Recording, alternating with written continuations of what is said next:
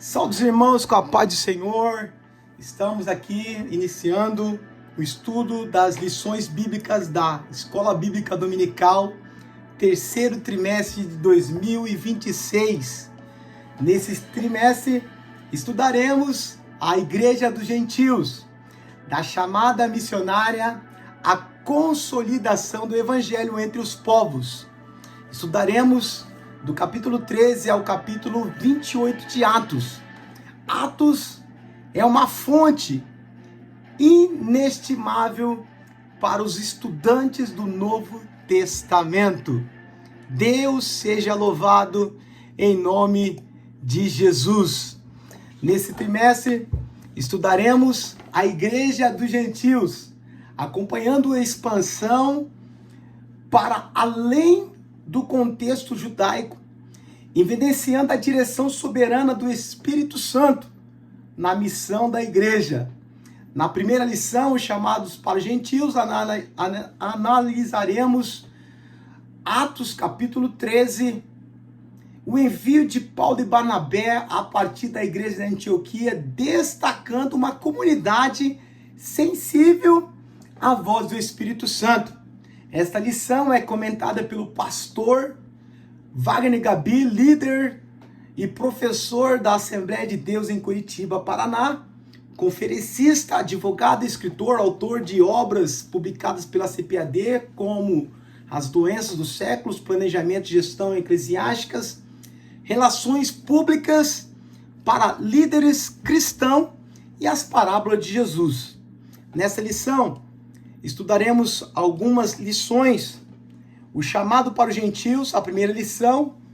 A segunda lição, a porta da fé se abre entre os gentios. A terceira lição, a graça que alcança todas as nações. O Espírito Santo que nos guia para além das fronteiras. A lição de número 4. A lição de número 5. Cristo entre os filósofos. O Deus desconhecido se revela. E a lição de número 6. A suficiência da graça na cidade de Corinto. A lição de número 7. Quando o Espírito Santo sopra em Efésios. A lição de número 8. Despedida em Éfeso entre lágrimas e alertas. E lição 9. Coragem para testemunhar. Paulo diante da multidão. A lição de número 10, uma esperança inabalável perante os poderosos. A lição de número 11, entre tempestades e promessas. A lição de número 12, o evangelho chega ao coração do império. E a lição de número 13, a missão continua em nós. Na lição de número 1, apresentaremos um contexto histórico da igreja da Antioquia e a sua missão de gentios. Também iremos conduzir os alunos à atuação do Espírito Santo na condução da obra missionária e no envio dos obreiros. E também aplicar os princípios da igreja da Antioquia, a vida da igreja local, assumindo a missão cristã como identidade e compromisso. A chamada para os gentios. No texto áureo da nossa lição, e servindo eles ao Senhor e jejuando, disse o Espírito Santo, para a obra, apartai-vos a Barnabé e Saulo para a obra a qual tenho chamado. Atos capítulo 13, verso 2. A verdade prática diz, quando a igreja ouve o Espírito Santo, o evangelho avança e as vidas são alcançadas para a glória de Deus. Quando a igreja ouve o Espírito Santo, o evangelho avança e as vidas são alcançadas para a glória de Deus. Na introdução da nossa lição, veremos que Lucas vai registrar o cumprimento progressivo da promessa de Jesus em Atos. Em Atos capítulo 1, verso 8, vai dizer: mas recebereis a virtude do Espírito Santo que há de vir sobre vós, e semeis testemunhas, tanto em Jerusalém como em toda a Judéia e Samaria, até os confins da terra. Esta promessa vai acompanhar a igreja de Atos.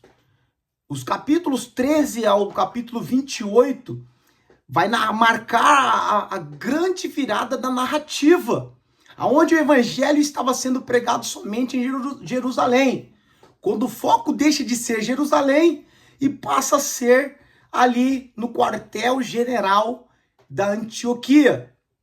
E dessa igreja de Antioquia, da Síria, caracterizada por diversas sensibilidade espiritual e prática missionária madura, que o Espírito Santo convoca Paulo e Barnabé para o evangelismo dos gentios. A partir desse ponto, o ministério de Paulo se torna o centro, né? Torna-se central, e o Espírito é mostrado como verdadeiro condutor da expansão cristã nos dias após a morte de Jesus Cristo. A missão gentílica nasce, portanto, não como uma estratégia humana, mas como resposta à chamada direta do Espírito Santo para alcançar as nações. Então a gente entendemos que Lucas vai dizer, vai escrever, vai narrar que a chamada missionária que acontece ali na Antioquia não foi por obras humanas, não foi por vontades humanas, mas sim pelo chamado direto do Espírito Santo para alcançar não somente Jerusalém, Judéia e Samaria, mas até o confim dos séculos. A palavra-chave da nossa lição é gentios, né? Na Bíblia, os gentios eram vistos como os povos estrangeiros que não faziam parte da nação de Israel e, por consequência, não compartilhava da lei de Moisés ou das promessas divinas. Motivo: como muitas dessas nações tinham práticas politeístas, e o termo frequentemente assumia um sentido de pagão. O gentio era conhecido nos dias, né, do Velho Testamento como uma nação pagã. No entanto, a lei hebraica exigia respeito aos estrangeiros que residiam, né, entre eles, conhecido como os prosélitos, caso se convertesse, né, ao judaísmo. No Novo Testamento, meus irmãos, com a chegada do cristianismo, a visão sobre os gentios muda drasticamente. A inclusão pela graça dos gentios, o evangelho passa a ser pregado agora a todos os povos. Figuras como o apóstolo Paulo, Barnabé, até mesmo no começo ali, um esporádico de Pedro. Pedro vai pregar para Cornélio, né? Conhecido como Paulo é conhecido agora como o apóstolo dos gentios. Decidiram então evangelizar os não-judeus. Não ficaram somente presos aos judeus, mas vão pregar para os gentios, os não-judeus. E os gentios também são co-herdeiros, né, da promessa em Cristo Jesus. O Novo Testamento ensina que por meio de Jesus Cristo, os gentios foram enxertados na mesma oliveira de Israel, tornando-se co-herdeiro da salvação. Então entendemos que agora, no Velho Testamento, os gentios eram um povo pagão. Agora no Novo Testamento, pela inclusão da graça, os gentios agora são enxertados na oliveira, né? Que é Cristo, o nosso Senhor e Salvador de todos.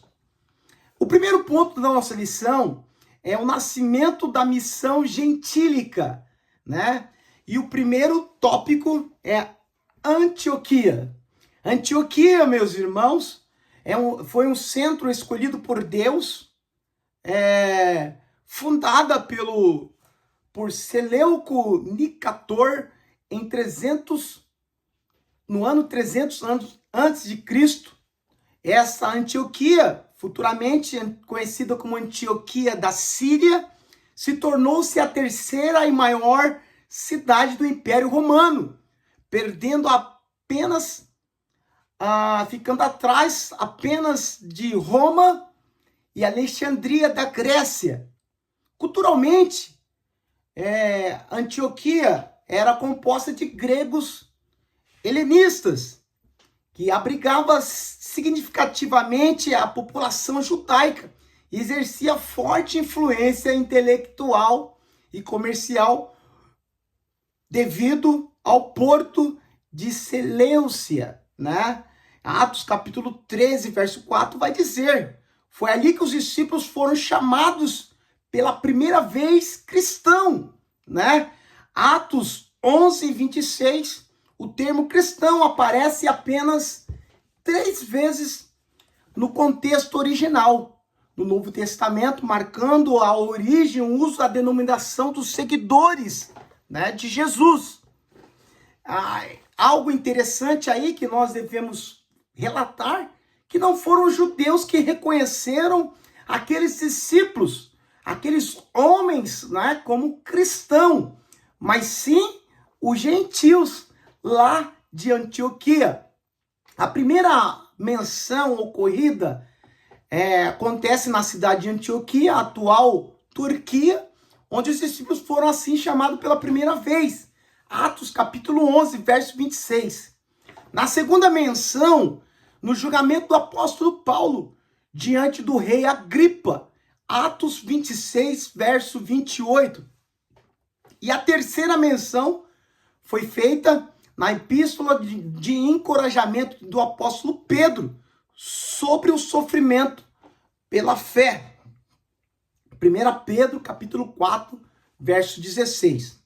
Não por acaso Deus escolheu Antioquia com base de missão gentílica, transformando aquela igreja em um centro de envio para as nações, um quartel-general, exatamente dizendo, para uma grande obra, para uma grande batalha, para uma grande guerra, onde uma verdadeira base missionária foi estabelecida e enviando missionários às nações gentílicas.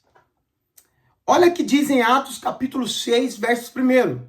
Ora, naqueles dias, crescendo o número de discípulos, houve uma murmuração dos gregos contra os hebreus, porque as viúvas eram desprezadas no ministério cotidiano. Então os gregos ali, eles vão receber o evangelho e vão seguir à risca o evangelho. Lembrando os irmãos que alguns dos diáconos, nem todos os diáconos que foram levantados nesse dia eram judeus, mas sim gentios que fizeram a obra, né, de servir as viúvas gregas naqueles dias. A igreja da Antioquia, ela foi fundada por os cristãos helenistas, judeus de fala grega, que fugiram de Jerusalém devido à perseguição e à morte de Estevão. Eles se estabeleceram na importante cidade da Antioquia da Síria, onde começaram a pregar não apenas o evangelho para os judeus, mas para os gentios, os não-judeus. No segundo ponto, tópico da nossa lição, os profetas doutores servindo ao Senhor. A liderança local reunia-se profetas doutores, né? Doutores eram os mestres da época. E ministério que, após o período apostólico, tornaram-se pilares da edificação da igreja. A igreja passou a ter os pilares como os mestres. Por exemplo, o ensinamento da palavra, pregando sempre a palavra dos apóstolos, tá? O fundamento foi das igrejas de Atos, foi o testemunho dos apóstolos, tá? Os profetas, eles exortavam mediante a inspiração direta. Profetas são mensageiros com a capacidade espiritual de comunicar-se a vontade e as revelações diretas de Deus. No Antigo Testamento, para vocês terem uma ideia, eles eram portas-vozes de Deus, eleitos por Deus para divertir o povo, exigir conversão e anunciar o futuro, né? Exemplos de profetas: Isaías, Ezequiel, Daniel, Jeremias e tantos outros profetas. No Novo Testamento, isso muda, acaba mudando. Os profetas focavam na edificação da igreja. Eles exortavam e consolavam a igreja, auxiliando na estruturação e direção das comunidades, sob a direção não dele, mas do Espírito Santo. Os mestres do Novo Testamento, os doutores, eles eram instruídos com base nas Escrituras e na tradição dos ensinos de Jesus. Eles eram fiéis aos ensinos de Jesus. Os doutores também são chamados de mestres, são líderes vocacionados para instruir, explicar e fundamentar os ensinos da fé. Função principal dos doutores, dos mestres, era esclarecer as Escrituras, promover a maturidade espiritual e proteger a igreja dos falsos ensinamentos, das heresias. A diferença prática enquanto o profeta costumava receber e transmitir as novas revelações, exortações, o doutor dedicava-se ao ensino profundo e sistemático da palavra de Deus. Durante o serviço, o Senhor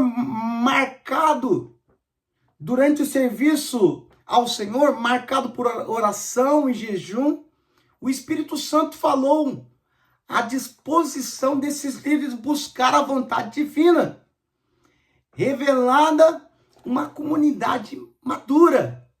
Não era guiado pelos seus próprios interesses, mas era guiado através do Espírito Santo, centrada em Deus e apta para discernir o propósito do Espírito Santo, além das necessidades locais. No terceiro ponto da lição, tópico da lição, a separação de Paulo e Barnabé. O Espírito Santo, no verso 2 e 3, o Espírito Santo agora ele vai ordenar: apartai a Barnabé e Saulo para a obra a qual tenho chamado. A igreja respondeu com jejum e oração e com imposição de mãos, reconhecendo o chamado divino e enviando seus melhores obreiros. Naquela época, naquele período, Paulo e Barnabé, ou Barnabé e Saulo, eram os melhores obreiros para ser enviado para a missão. Agora se inicia a missão da igreja. A igreja, ela vai levar o evangelho para os não gentios. Este ato inaugural, um novo modelo da história cristã, a missão dos gentios é, sem dúvida, assumida oficialmente pela igreja. A obediência da congregação demonstra que a comunidade local, ela é parte ativa da vocação. A comunidade local, ela é parte ativa do envio, né? Da vocação missionária que enviou, e deve sempre acompanhar através da intercessão, consagração e dependência do Espírito Santo. E também eu acrescento aqui, também assalariando, dando a provisão para os missionários que estão no campo. Um pouco da biografia de Barnabé. Barnabé foi um dos missionários mais influentes da igreja primitiva cristã. É considerado um dos pais de Paulo na fé, ensinando-lhe a missão, a obra missionária. Embora não fizesse parte dos 12 apóstolos, ele desempenhou um papel crucial no avanço do cristianismo e é considerado um apóstolo pelos relatos bíblicos. Seu nome original não é Barnabé, e sim José, né? Original da ilha de Chipre, judeu da tribo de Levi. O significado do seu nome, filho da consolação ou filho da exortação. Ele é aquele que consolava Paulo e exortava Paulo na sua caminhada também, encorajava também o apóstolo dos gentios, Paulo. Atual de Jerusalém, da Antioquia e Chipre, o fim da sua vida foi martirizado em Salamina, em Chipre, por volta do ano 61 depois de Cristo.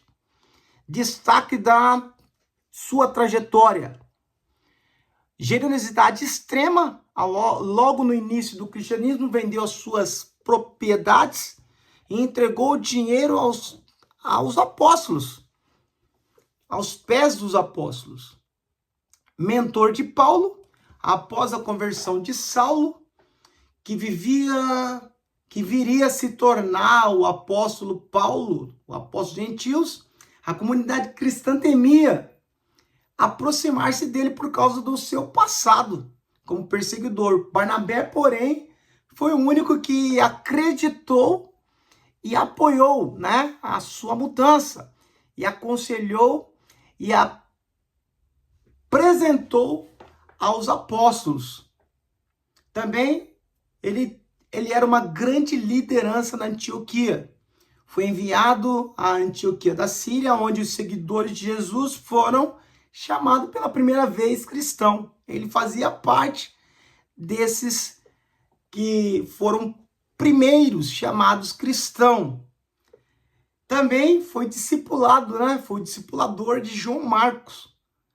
Quando Paulo e Barnabé se desentenderam posteriormente por causa da decisão de levar João Marcos em uma nova jornada, Barnabé escolheu investir no jovem que mais tarde se tornou escritor, né? João Marcos foi escritor do Evangelho de Marcos, tá? Um pouco da biografia de Paulo. Paulo de Tarso, também conhecido como Saulo, foi o maior missionário do cristianismo, autor de 13 epístolas do Novo Testamento, nascido por volta do ano 5 depois de Cristo, na cidade de Tarso, atual Turquia. Ele era judeu da tribo de Benjamim, cidadão romano e fariseu zeloso, né? Tanto Paulo como Barnabé estudaram aos pés de Gamaliel, tá? Sua trajetória é dividida em duas fases principais marcantes. Ao início da sua vida, ele foi um fariseu zeloso, que iniciou uma grande perseguição aos judeus que seguiam a Cristo, tá? Originalmente Saulo, ele estudou em Jerusalém com o renomado Rabino Gamaliel. Nos primeiros anos da igreja, tornou-se um perseguidor implacável dos cristãos. Depois da sua conversão, por volta do ano 31 depois de Cristo, durante uma viagem a Damasco, teve uma visão de Jesus que deixou o cego temporariamente. Atos capítulo 9. Essa experiência transformou no apóstolo dos gentios. A partir de então, Paulo dedicou a sua vida a evangelizar povos não judeus por todo o Império Romano. Ele realizou 3 grandes viagens, né? Eu digo até mesmo 4 viagens.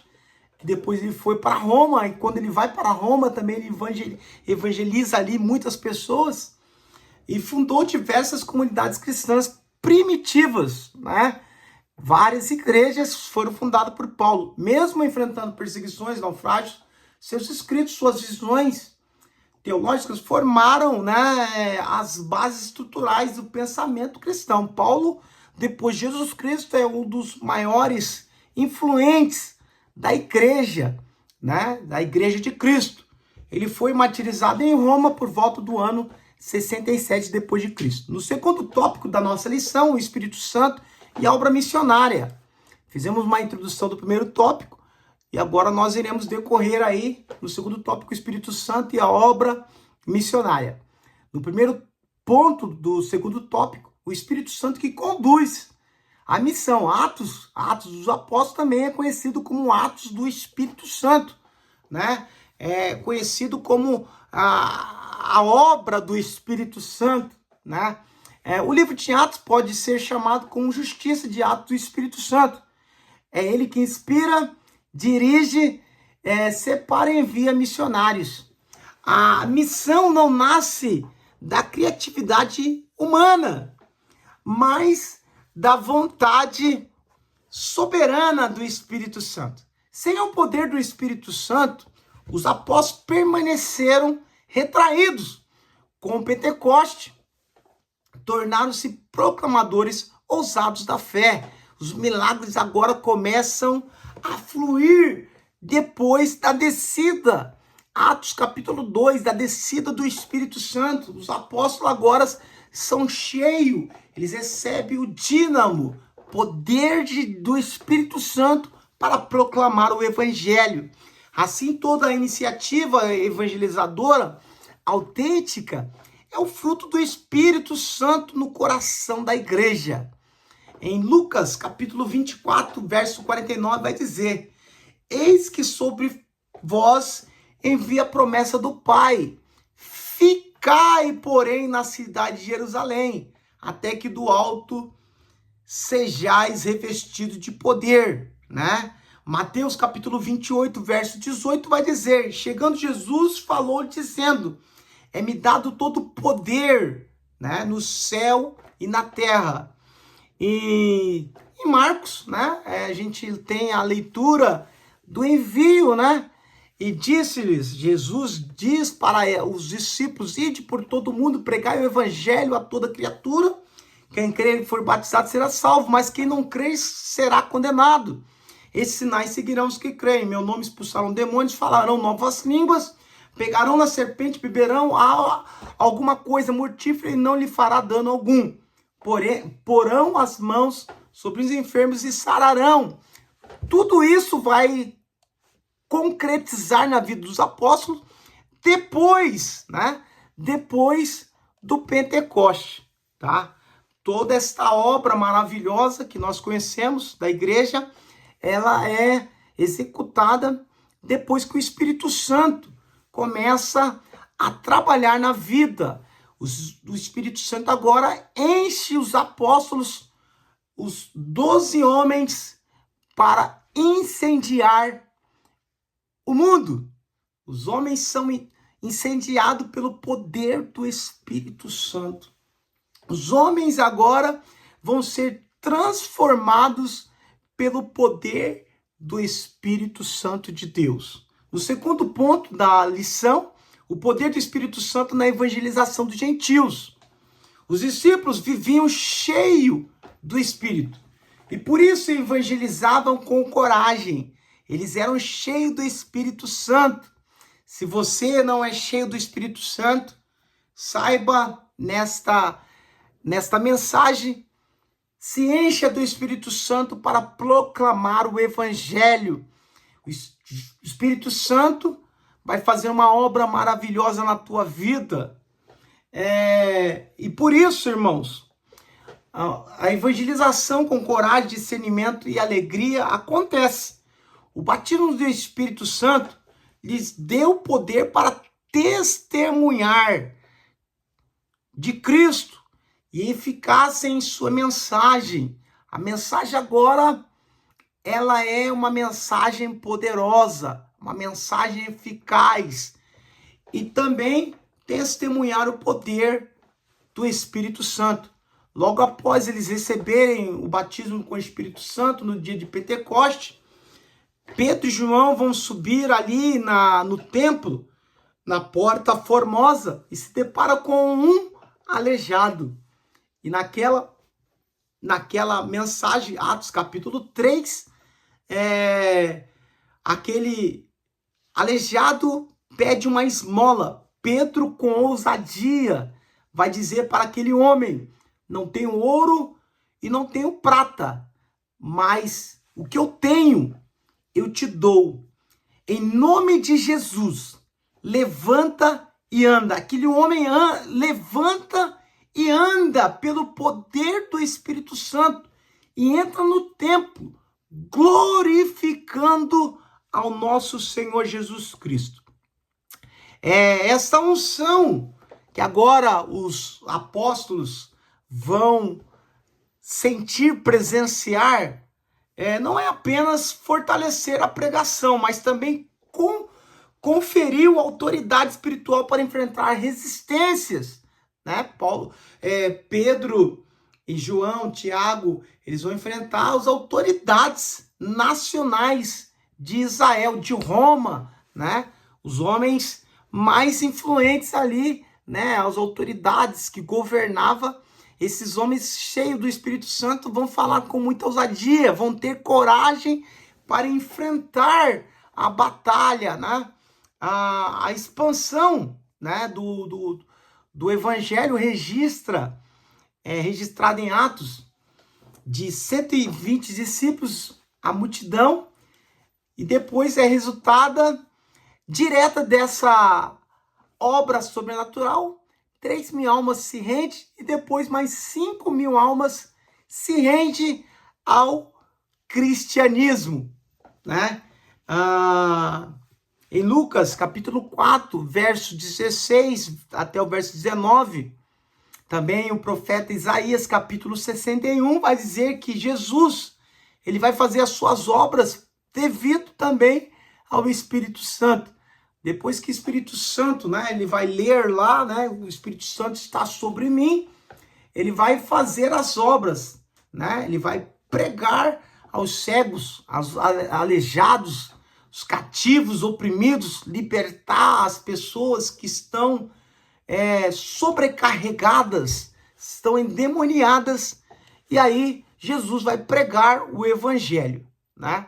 A expressão aqui, irmãos, batismo no Espírito Santo, aparece na Bíblia 6 vezes. Em todos esses casos, a expressão aparece sempre com um significado carismático. Isto é, revestimento de poder. Sempre vai aparecer com essa expressão. As 6 vezes que aparece na Bíblia, vai aparecer com essa autonomia, revestimento de poder. Como fica ainda mais explícito a partir das passagens correlatas, que se referem descritivamente à experiência aludida naquelas passagens de Lucas, capítulo 24, verso 29, Atos 1, verso 8, Atos 2, verso 1. O termo grego aqui, batismo, que significa imersão, né? Agora, os discípulos são imergidos no Espírito Santo, são mergulhados no Espírito Santo. É uma expressão usada figurativamente para descrever a imersão plena do crente nessa dimensão, na virtude, no dunamis, que quer dizer poder do alto, né? Mas receberei, Atos 1 e 8, recebereis poder para pregar, para falar do amor de Cristo. Esse poder é dado através do Espírito Santo de Deus. No terceiro tópico, o terceiro ponto, né, do segundo tópico, evidências da ação missionária do Espírito Santo. As primeiras viagens missionárias são marcadas, né? Mostra a clara intervenção do Espírito.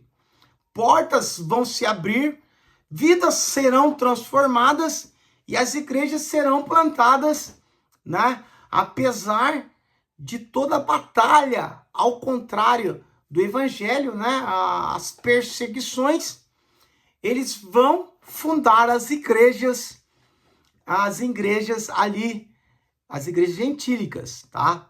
Em Pafos, para vocês terem uma ideia, o confronto entre Paulo e Elimas não é apenas um episódio de oposição, mas uma demonstração de que a luz do Evangelho prevalece sobre as trevas.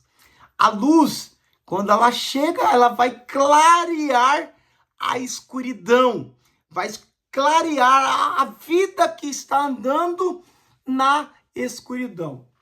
A conversão do precursor Sérgio Paulo também revela que nenhum nível social está além do alcance de Deus, né? Ele era um grande influente nos seus dias, mas agora ele se depara com o evangelho de Cristo. Isto nos dá uma impressão que nenhum homem, doutor, juiz, advogado, está bloqueado para não receber o evangelho de Cristo. Se eles abrirem o coração e deixar que o Espírito Santo entre na sua vida, eles vão receber a conversão através do Espírito Santo. É por isso que lá em João capítulo 16, Jesus vai dizer, quando ele vier, né, falando em relação ao Espírito Santo, ele convencerá o homem do seu pecado e o mundo do seu juízo, né? Então, a missão avança porque o Espírito Santo vai autenticar a mensagem e confirmar a autoridade dos enviados. Os enviados estão agora outorgados, tem uma afirmativa divina do Espírito Santo de Deus para pregar o Evangelho. 3, a igreja como agência missionária. A igreja, no primeiro tópico, do primeiro ponto do tópico 3, a igreja missionária, é a igreja que ouve a voz de Deus. Antioquia, ela serve de modelo para toda a comunidade cristã. Uma igreja que ora, uma igreja que jejua e discerne a direção divina. Uma igreja missionária cresce na comunhão e age por obediência.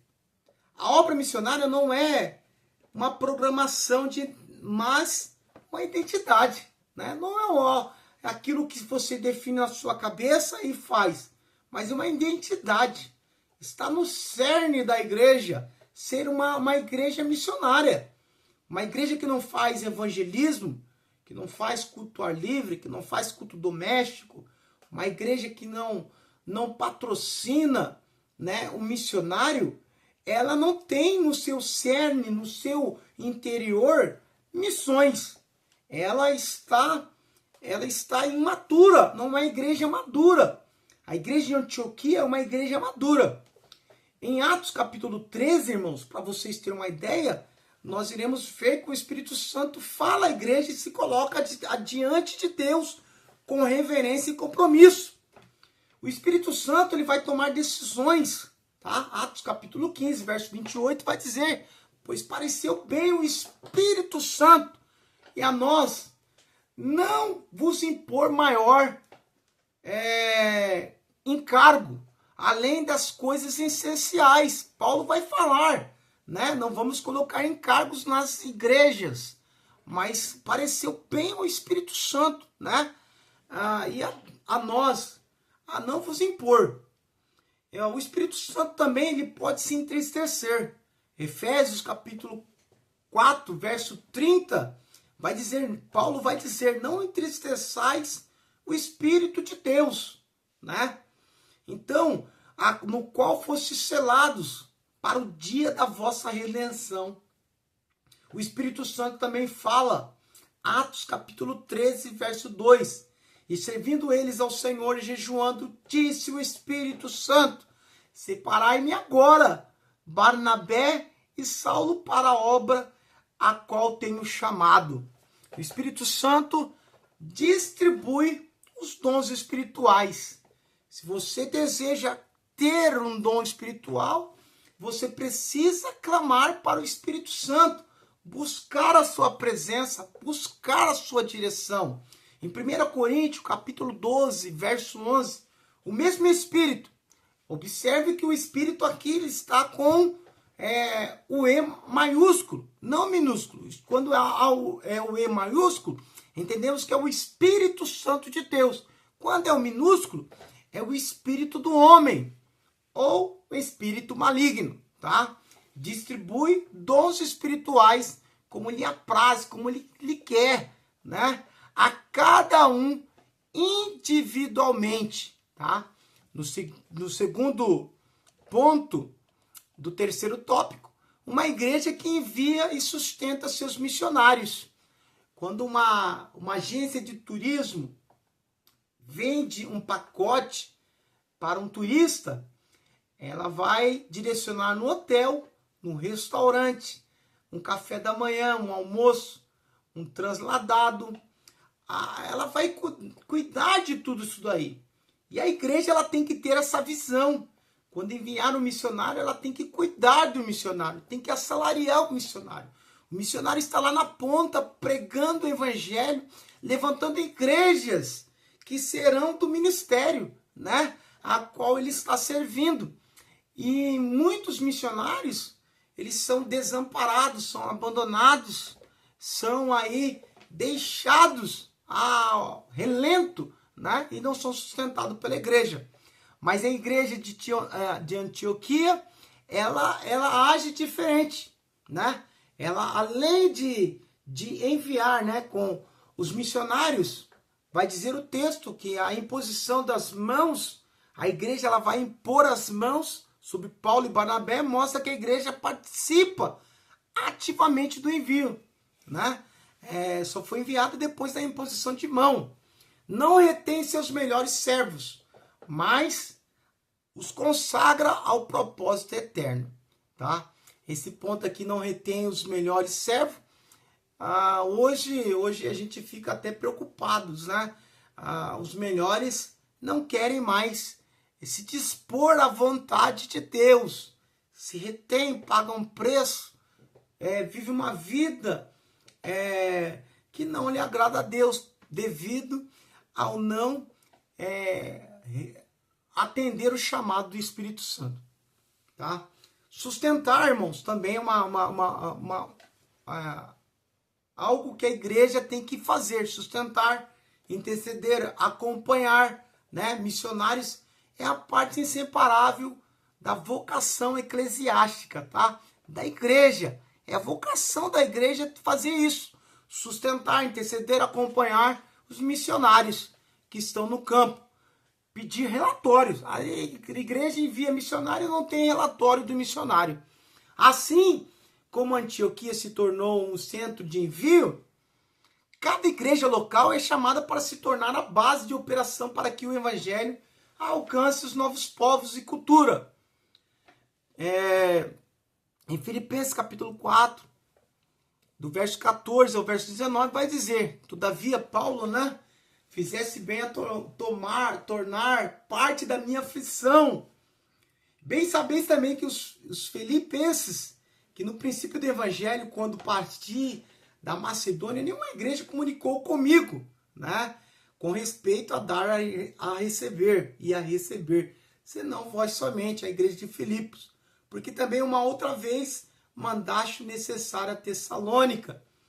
Não procuro dádivas, mas procuro fruto, que cresça para a vossa conta. Mas bastante, né?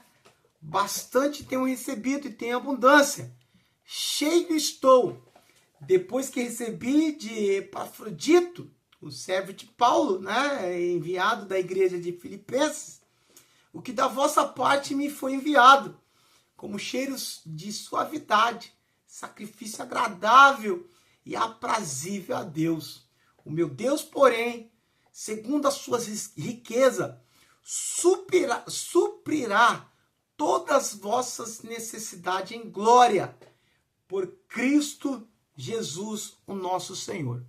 No terceiro e último ponto, do terceiro tópico, é uma igreja que cumpre a grande chamada, né? A grande aí chamada do evangelho, a grande comissão, tá? A comissão, a ordem de Jesus permanecer, ir e pregar, fazer discípulos e alcançar nações, de Mateus capítulo 28, 19, 20, é algo que as igrejas têm que atentar a essa questão, né? É uma ordem. Quando um patrão dá uma ordem, o funcionário ele tem que acatar. E a igreja, ela tem um dono. Esse dono se chama Jesus Cristo, o nosso Senhor. Nós somos servos desta igreja. Nós somos ministros do Evangelho. E nós temos que fazer a vontade de Jesus Cristo, tá? De ir e pregar o Evangelho, tá?